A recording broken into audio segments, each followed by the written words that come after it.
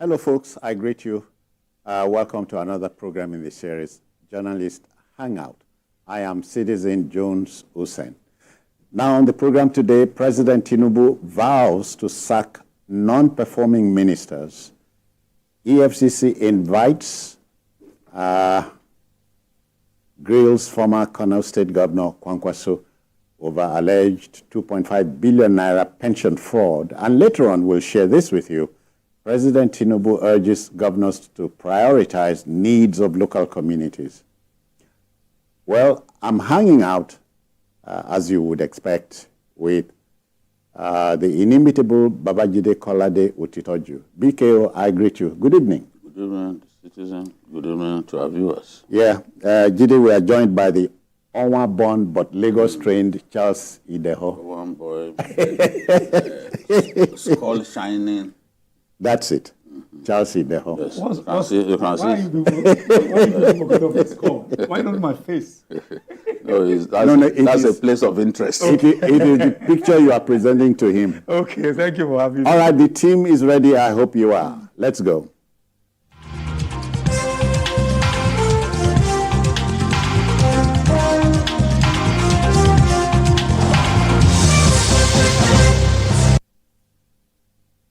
Now let's go. You know, commentators say there are two major causes of poor performance in public office.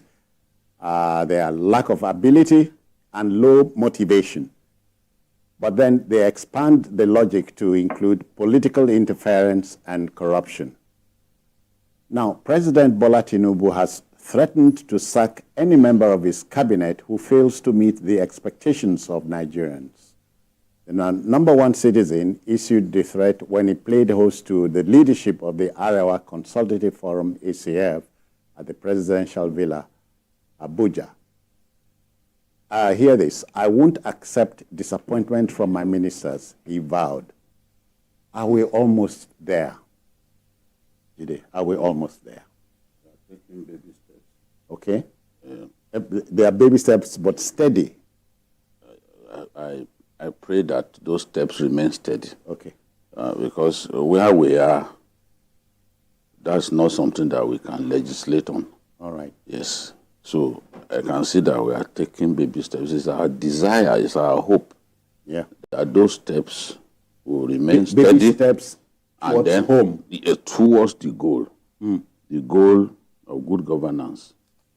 Good governance that delivers joy That's it. to the greater majority of our people. Because if you impact positively on the people will feel that there's a government in place and they will wish that government well. That's it. But if you do not come up with policies that impact positively on the people and lessen their burden, they are not going to see the government as a government that deserves their support. Okay. You know, and a government that is performing, ministers that are performing, you know, you don't need anybody to tell you that this person is working. It shows when a minister is up to the task, when a minister has both capability and ability, people will see the telltale signs. Yeah. So that is the point that I'm making. And the president has to walk his talk in this regard. Okay. We said a long time ago that this regime shouldn't just keep ministers in their offices. They shouldn't retain their portfolios if they are not performing. Delivering on their mandates. During the last dispensation, we had ministers who were literally non-existent. Okay. But some of them were in office for 8 years. There should be cabinet reshuffle from time to time. That is what will make some ministers sit up. We can't have people, we have so many of them, but a good number of them are literally non-existent. Yeah. We can't have that kind of situation. The president has given Biola Ahmed a job to do. We want to see the result of what Hadiza has been doing over the last 1 year or so. Okay. In her role as SA policy coordination. She also has the mandate to identify ministers who are not up to the task. Such ministers need to be shown the door instead of simply occupying space. Yeah. They need to be shown the door. The president must do that. He must find the courage to do that. Sometimes non-performing ministers may be among the ones that you like personally. Yeah. Okay. But to achieve the overall goal, you must be able to look dispassionately at things and tell yourself that, look, what will benefit us in the appropriate proportions is to get dead woods out of the system. I agree with you, ministers who because are not performing. essentially because we say a team is as good as the captain. Yes, and the president has to lead the way. He has to show that, look, there's no room for non-performing, because non-performing ministers will invariably infect That's it. those who are prepared to work. And affect the president's job. They will affect his performance. I mean, what is it called? All these Americans call this rating that they do. Oh, okay. Geo Forgetting that. Approval rating. approval rating. Ultimately, the harder they work, the better the approval rating of the president. That's it. But if the president has tons of ministers who are just there by names, then there's no way his approval rating will go up. So it's not a job for the president alone. He has appointed people to help him That's it. deliver. That's it. If they are not doing it, there are other Nigerians who will do a good job. So I encourage him to kick ministers who are not performing into touch, as they say in football. It's akin to what happens in football.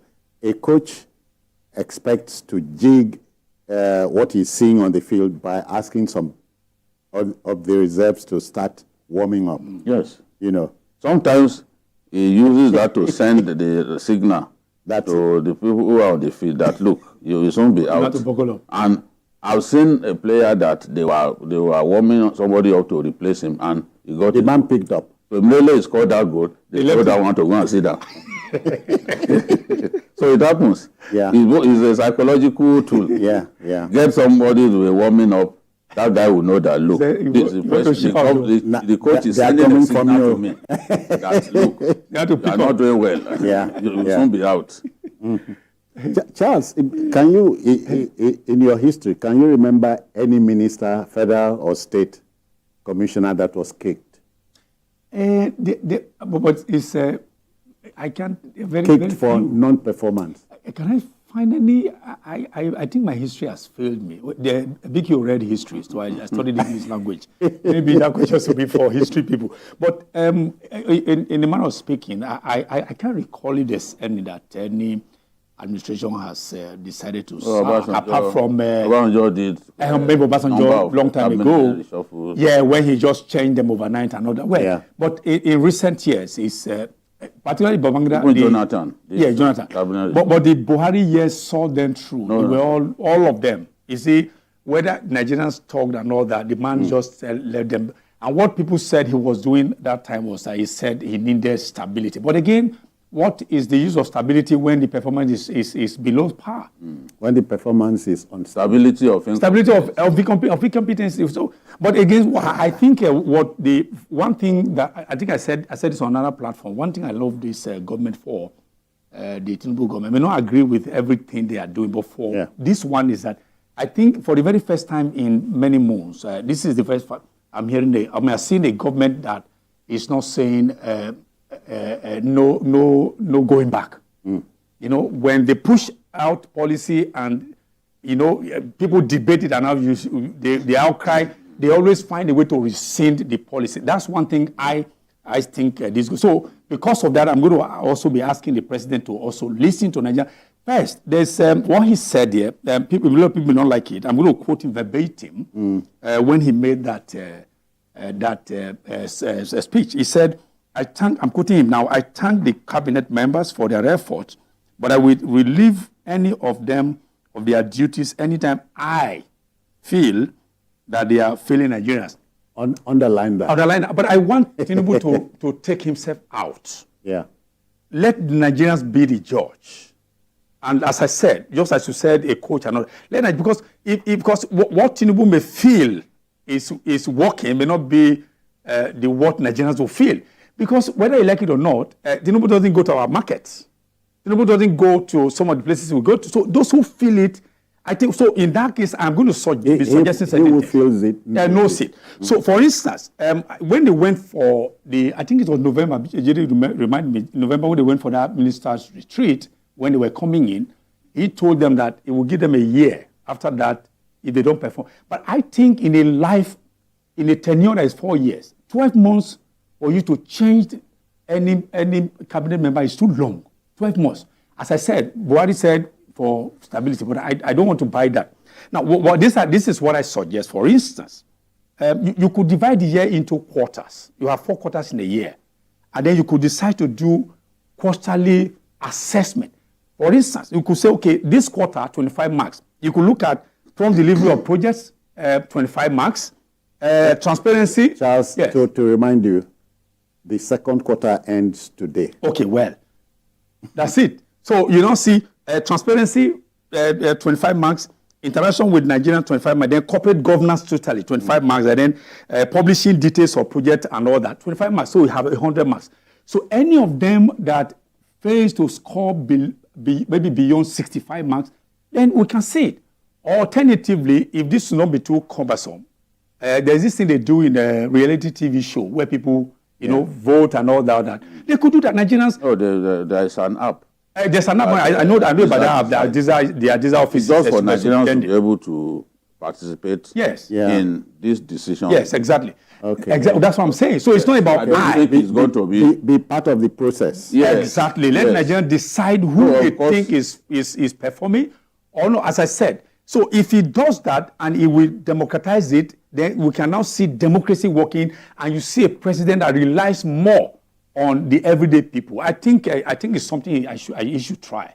So let us be the one to judge, not how his perception may not be the perception of majority of Nigeria. So let the perception of Nigeria be a guide to him.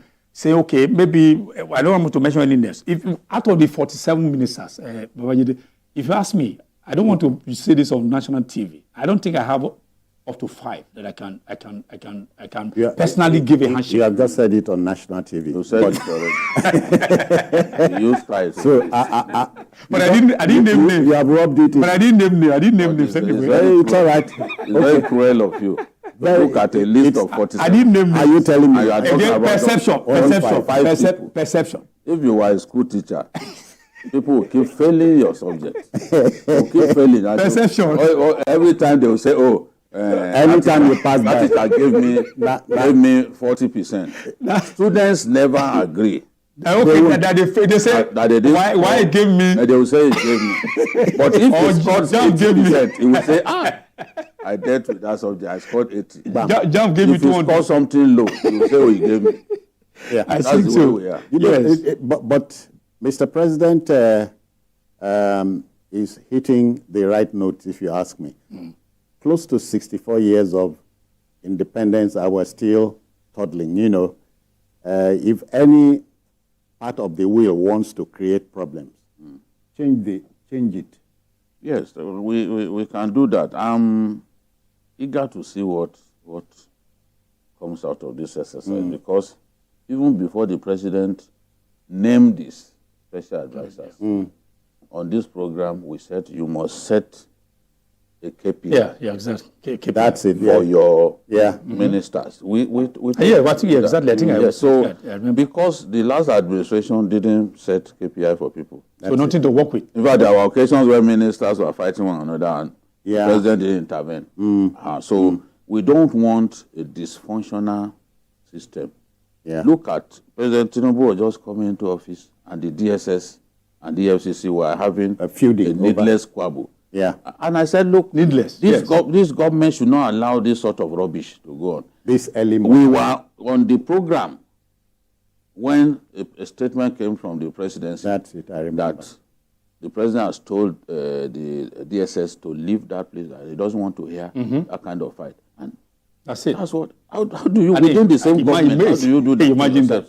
Interagency squabbles and okay, so let's move to our next subject. Essentially on this program, we mold opinion and allow decision makers to take heed.